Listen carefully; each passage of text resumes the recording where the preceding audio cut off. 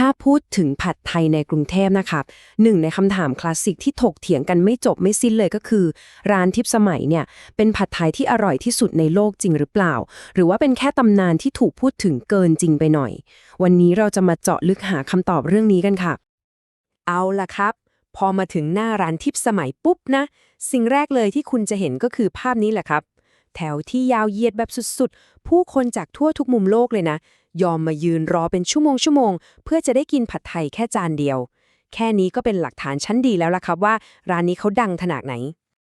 คือชื่อเสียงของที่นี่เนี่ยมันมีสองขั้วชัดเจนเลยครับด้านหนึ่งก็คือเสียงชื่นชมแบบสุดๆว่านี่แหละคือสุดยอดผัดไทยใครมาก็ต้องลองแต่อีกด้านหนึ่งก็มีเสียงวิจารณ์แรงๆเหมือนกันว่าเป็นแค่กับดักนักท่องเที่ยวที่ดังเกินจริงไปแล้ว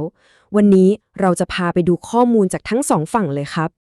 โอเคก่อนที่เราจะไปว่ากันเรื่องรสชาตินะครับเราต้องเข้าใจบริบทของร้านกันก่อนส่วนแรกนี้เราจะมาเจาะลึกเรื่องราวของทำเลที่ตั้งซึ่งเป็นที่รู้จักกันดีในชื่อประตูผีครับ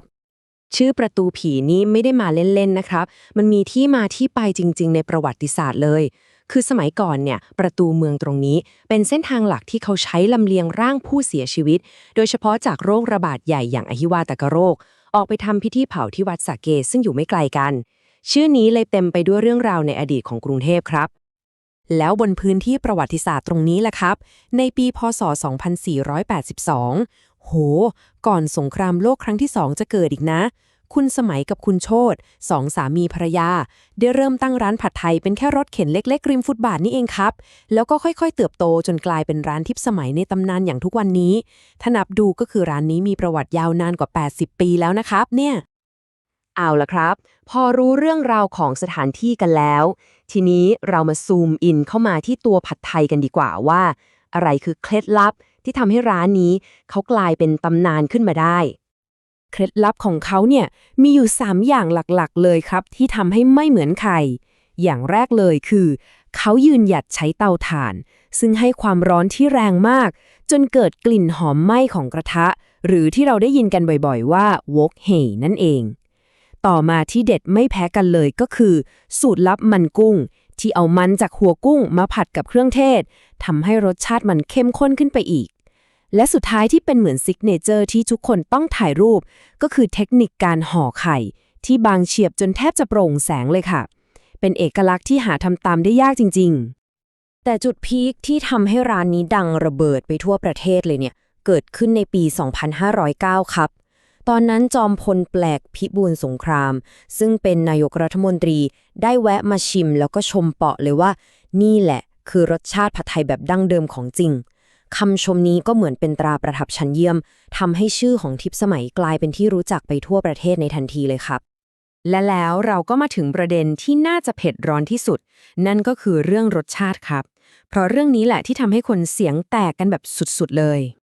คือต้องยอมรับอย่างหนึ่งก่อนนะครับว่าเรื่องรสชาติเนี่ยมันพูดยากมากเลยเนาะคำว่าอร่อยของเราอาจจะไม่อร่อยสำหรับคนอื่นก็ได้สิ่งที่เราทำได้ก็คือการนำเสนอความคิดเห็นที่แตกต่างกันเพื่อให้เห็นภาพรวมที่กว้างขึ้นครับและนี่คือตัวอย่างที่ชัดเจนมากๆเลยครับฝั่งหนึ่งเนี่ยโอ้โหยกให้เป็นผลงานชิ้นเอกบอกว่ารสชาติระเบิดในปากเลยนะแต่อีกฝั่งหนึ่งจากนักรีวิวหรือยูทูบเบอร์กลับบอกว่าตกใจกับความหวานคือมันหวานมากๆเลยแล้วก็มีติเรื่องกุ้งแม่น้ำที่สุกเกินไปจนแข็งเห็นเลยใช่ไหมคะว่าประสบการณ์ของแต่ละคนนี้ต่างกันคนละขั้วเลยโอเคฟังเสียงนักรีวิวกันไปแล้วคราวนี้เรามาดูกันบ้างดีกว่าว่าคนทั่วไปในโลกออนไลน์เขาคิดยังไงกับร้านนี้กันครับพอไปดูข้อมูลในเว็บบอร์ดอย่าง Reddit นะครับจะเห็นเลยว่าโอ้โหเสียงแตกจริงจังมากประมาณ 45% บอกว่าเป็นร้านในตำนานยังไงก็ต้องมาลองให้ได้ส่วนอีก 35% บอกว่าเป็นกับดักนักท่องเที่ยวชัดๆและอีก 20% รู้สึกว่าก็โอเคกลางๆไม่ได้พิเศษอะไรขนาดนั้นครับประเด็นที่เขาเถียงกันเนี่ยก็จะวนอยู่ไม่กี่เรื่องครับอย่างเช่นรสชาติมันเปลี่ยนไปเพื่อเอาใจนักท่องเที่ยวหรือเปล่าแล้วราคาที่ค่อนข้างสูงสำหรับสตรีทฟู้ดแบบนี้มันคุ้มค่าไหมและอีกคำถามยอดฮิตเลยคือสาขาอื่นจะอร่อยเหมือนสาขาดั้งเดิมที่ประตูผีหรือเปล่า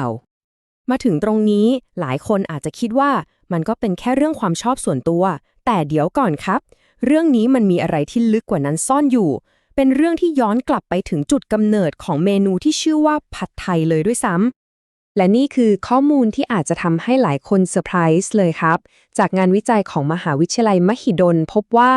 จริงๆแล้วผัดไทยไม่ได้เป็นอาหารที่เกิดขึ้นมาเองตามวิถีชาวบ้านนะครับแต่มันถูกสร้างขึ้นมาโดยมีเป้าหมายทางการเมือง เพื่อสร้างมาตรฐานใหม่ของความเป็นไทยครับ